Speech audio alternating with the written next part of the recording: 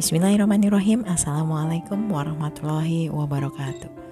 Ketemu lagi dengan BK Sahabat Seru.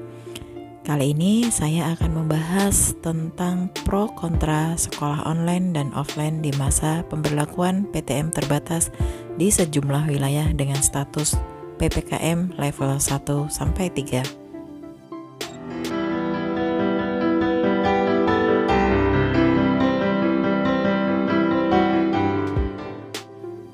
Penurunan status level 3 pemberlakuan pembatasan kegiatan masyarakat atau PPKM di DKI Jakarta dan beberapa wilayah lainnya di Indonesia membuka peluang dibukanya kembali pembelajaran atau sekolah tatap muka secara terbatas. Syarat utama dilaksanakannya pembelajaran tatap muka terbatas di beberapa wilayah yaitu di wilayah DKI Jakarta, syarat utama dalam belajar tatap muka terbatas yaitu tenaga pendidik sudah divaksinasi COVID-19. Peserta didik yang sudah berusia 12 tahun ke atas juga diwajibkan untuk melakukan vaksinasi COVID-19. Namun, syarat tersebut tidak diwajibkan untuk beberapa daerah di Indonesia dengan alasan karena ketersediaan vaksin masih terbatas dan belum merata di semua lapisan masyarakat, sehingga syarat yang diberlakukan di DKI Jakarta ini tidak berlaku di daerah lain. Nah, bagaimana dengan mekanisme pembelajaran tatap muka terbatas ini? Kita akan melihat satu persatu. Yang pertama, pembelajaran tatap muka terbatas di DKI Jakarta akan berlangsung seminggu sekali untuk satu jenjang kelas tertentu. Sedangkan ada beberapa di daerah lain, pembelajaran tatap muka terbatas ini dilakukan seminggu 2 kali. Jadi di setiap daerah akan mengalami perbedaan mekanisme pembelajaran tatap muka terbatas. Kemudian yang kedua, durasi belajar terbatas antara 3 hingga 4 jam dalam satu hari. Kemudian yang ketiga, jumlah peserta didik yang ikut dalam pembelajaran tatap muka terbatas ini maksimal 50% dari daya tampung per kelas dan pengaturan jarak 1,5 meter antar peserta didik. Kemudian yang keempat, materi dibatasi dan hanya diajarkan materi-materi esensial yang disampaikan pada saat pembelajaran tatap muka terbatas di dalam kelas. Selanjutnya kita akan melihat pro kontra pembelajaran tatap muka terbatas di sekolah. Semua keputusan orang tua terkait akan mengizinkan atau tidak anak-anaknya untuk mengikuti pembelajaran tatap muka terbatas di sekolah, semuanya merupakan keputusan yang tepat. Tidak ada keputusan yang salah terkait pengambilan keputusan ini, karena masing-masing orang tua memiliki alasan yang kuat dan tepat. Jadi, tidak perlu saling berdebat keputusan siapa yang terbaik, tetapi orang tua dan semua pihak harus saling menghargai. Dalam pemberlakuan pembelajaran tatap muka terbatas ini, pihak sekolah juga tidak memaksakan dan mewajibkan untuk peserta didik harus mengikuti sistem pembelajaran ini.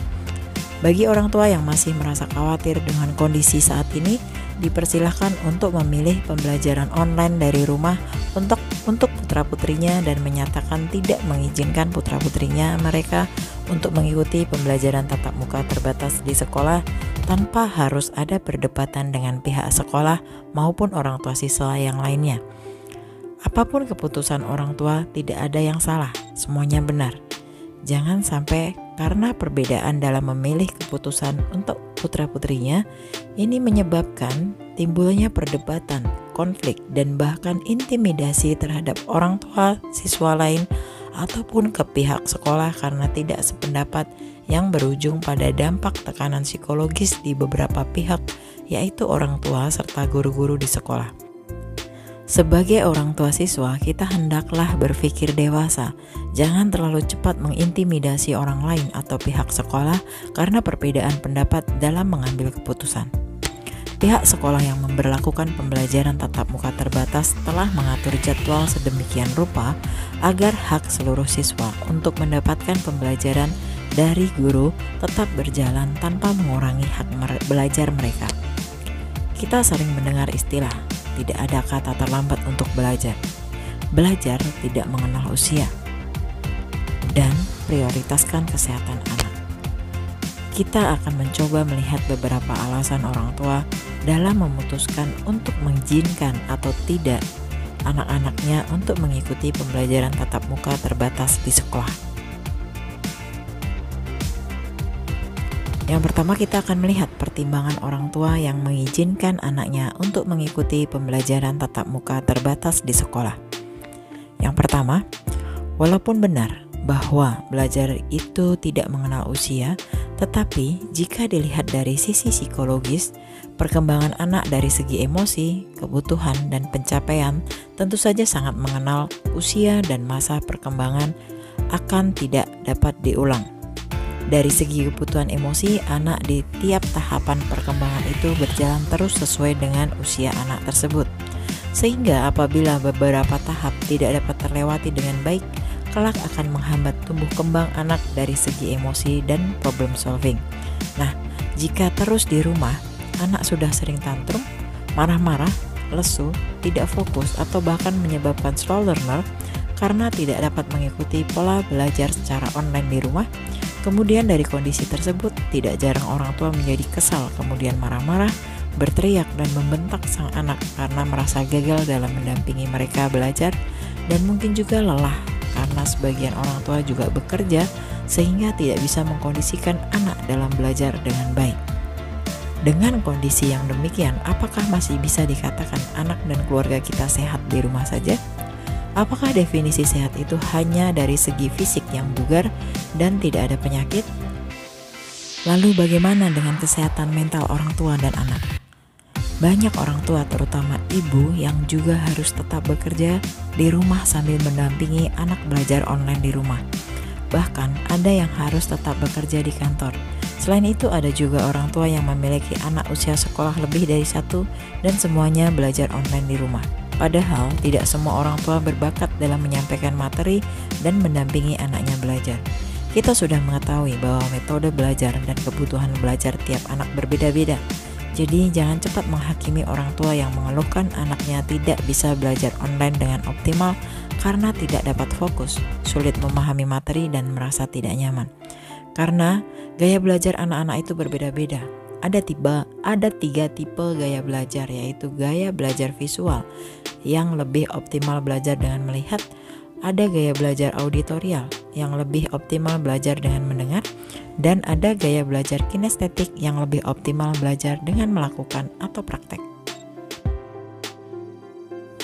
Dari beberapa kondisi tersebut, mari kita mencoba untuk berpikir logis tentang beberapa hal berikut ini. Yang pertama, anak-anak yang boleh masuk sekolah adalah anak-anak yang sudah divaksin dan paham protokol kesehatan. Kita perlu mengingat beberapa hal berikut ini.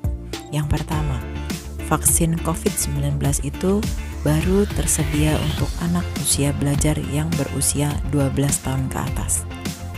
Anak dengan usia di bawah 12 tahun bisa kita coba dengan melakukan proteksi dengan vaksin PCV dan influenza, booster vitamin, dan lain sebagainya. Kemudian yang kedua, tetap positive thinking bahwa anak-anak kita adalah anak-anak yang pintar yang sudah lebih dari 1 tahun hidup di masa pandemi. Orang tua pasti sering mengingatkan untuk menjaga protokol kesehatan dengan menggunakan masker, jaga jarak aman, rajin cuci tangan, dan menggunakan hand sanitizer. Pastikan anak-anak sudah paham, sambil terus kita ingatkan. Kemudian, yang kedua, pembelajaran tatap muka terbatas menyesuaikan situasi pandemi. Karena baru pertama kali akan dimulai tatap muka setelah sekian lama tidak tatap muka, pasti kondisinya akan disesuaikan dengan situasi pandemi saat ini. Ada uji coba di pekan pertama dengan pengaturan penerapan protokol kesehatan dengan tegas dari pihak sekolah. Pihak sekolah tidak akan berani membuka pembelajaran tatap muka jika tidak mendapatkan izin dari pemerintah daerah dan dinas pendidikan setempat. Karena setiap sekolah pasti akan mempertimbangkan yang terbaik untuk peserta didiknya. Jangan pernah menganggap sekolah yang memutuskan untuk menerapkan pembelajaran tatap muka di sekolah karena guru-gurunya tidak mau mengajar full online. Justru dengan sistem pembelajaran tatap muka terbatas ini, ada 2 kelompok siswa yang harus terlibat kegiatan belajar mengajar secara bersamaan, yaitu online dan tatap muka. Ini bukanlah hal yang mudah untuk dilakukan oleh guru, karena dibutuhkan persiapan baik sarana dan prasarana serta mental yang kuat. Kemudian selanjutnya yang ketiga, mengapa uji coba? Berarti belum menjamin bahwa pembelajaran tatap muka ini aman. Nah, kita akan lihat. Karena selalu ada yang pertama kali untuk memulai semua proses, bagaimana kita akan tahu jika tidak pernah dicoba? Ketika orang tua memutuskan anaknya untuk mengizinkan pembelajaran tatap muka di sekolah, kita bisa pantau perkembangan pelaksanaannya di pekan pertama. Jika ternyata protokol kesehatannya tidak sesuai standar, bisa saja kita mengajukan untuk memilih pembelajaran online dari rumah. Selanjutnya, kita akan melihat beberapa alasan orang tua yang memilih pembelajaran online di rumah untuk anak-anaknya. Hak orang tua untuk memilih tidak mengizinkan anaknya untuk pembelajaran tatap muka terbatas di sekolah juga merupakan keputusan yang terbaik dan tepat. Karena sekolah memang memberikan pilihan. Jika orang tua setuju, silahkan untuk mengikutkan anaknya pembelajaran tatap muka. Dan jika tidak, anak bisa mengikuti pembelajaran online di rumah. Pihak sekolah akan tetap memberikan hak yang sama kepada anak-anak untuk belajar. Nah, berikut ini ada beberapa alasan mengapa orang tua memilih anaknya untuk tetap belajar online di rumah. Yang pertama, karena belum ada vaksin untuk anak di bawah usia 12 tahun, sehingga wajar jika orang tua yang usia anaknya di bawah 12 tahun masih khawatir jika anaknya melaksanakan pembelajaran tatap muka di sekolah dan memutuskan untuk memproteksi anaknya untuk belajar online di rumah saja.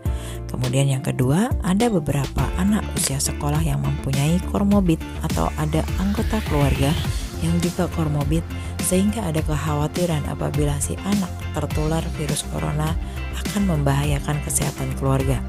Kemudian yang ketiga, adanya trauma karena keluarga pernah terpapar dan kehilangan anggota keluarganya. Hal ini akan menjadi hal yang traumatis dan membuatnya khawatir akan terpapar virus serupa, sehingga bisa dipastikan upaya proteksinya akan lebih dijaga. Kemudian yang keempat, orang tua masih merasa mampu dan kondusif dalam mendampingi anaknya untuk belajar. Begitu pula anak masih terlihat nyaman dan bisa mengikuti pembelajaran online dengan baik. Yang kelima, adanya kecemasan dan belum percaya bahwa sistem protokol kesehatan dan pembelajaran di sekolah bisa berjalan dengan lancar. Dari beberapa uraian tadi mungkin bisa dijadikan gambaran oleh orang tua untuk memutuskan pilihan terbaik untuk anak-anaknya. Yang perlu kita ingat adalah dalam memutuskan hal ini ada beberapa hal yang perlu diperhatikan.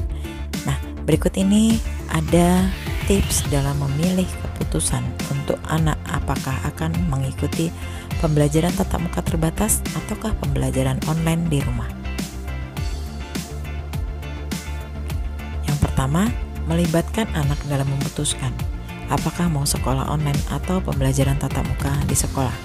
Berikan penjelasan sistem yang akan diterapkan jika harus memilih pembelajaran tatap muka terbatas di sekolah, seperti aturan yang harus benar-benar ditaati. Kita harus memberikan edukasi ke anak untuk tidak meminjam barang-barang selama di kelas, tidak membuka masker, hindari sentuhan atau kerumunan, jaga jarak, rajin cuci tangan dan pakai hand sanitizer, dan setelah pulang ke rumah harus langsung mandi yang bersih. Kemudian yang kedua, jika memilih pembelajaran tatap muka di sekolah, usahakan proteksi maksimal yang bisa dilakukan seperti vaksin PCV dan influenza untuk anak di bawah 12 tahun, kemudian booster vitamin dan tidak membiarkan anak ke sekolah apabila kondisinya sedang tidak fit atau sakit. Yang ketiga, dalam memilih keputusan, yakinlah bahwa tidak ada keputusan yang benar dan salah. Coba jabarkan plus minus dari keputusan yang diambil menurut versi Anda, sehingga memudahkan dalam memutuskan. Yang keempat, berdiskusilah dengan anggota keluarga lain. Dan paling penting, jangan membuat keputusan yang tidak sesuai dengan pilihan kita hanya karena merasa terintimidasi atau karena Anda merasa di pihak minoritas dari kebanyakan orang tua siswa. Demikian tadi uraian singkat tentang tentang pro kontra pembelajaran tatap muka terbatas di sekolah, beserta tips bagaimana harus membuat keputusan antara mengizinkan atau tidak anak-anak kita untuk mengikuti pembelajaran tatap muka di sekolah. Mudah-mudahan materi ini bisa bermanfaat untuk kita semua sebagai orang tua. Semoga pemberlakuan pembelajaran tatap muka ini akan berjalan dengan efektif dan berjalan dengan lancar, sehingga kedepannya anak-anak di seluruh Indonesia bisa melaksanakan pembelajaran tatap muka secara penuh dan aman. Kita ketemu lagi pada video-video berikutnya. Terima kasih telah menonton video ini. Wassalamualaikum warahmatullahi wabarakatuh.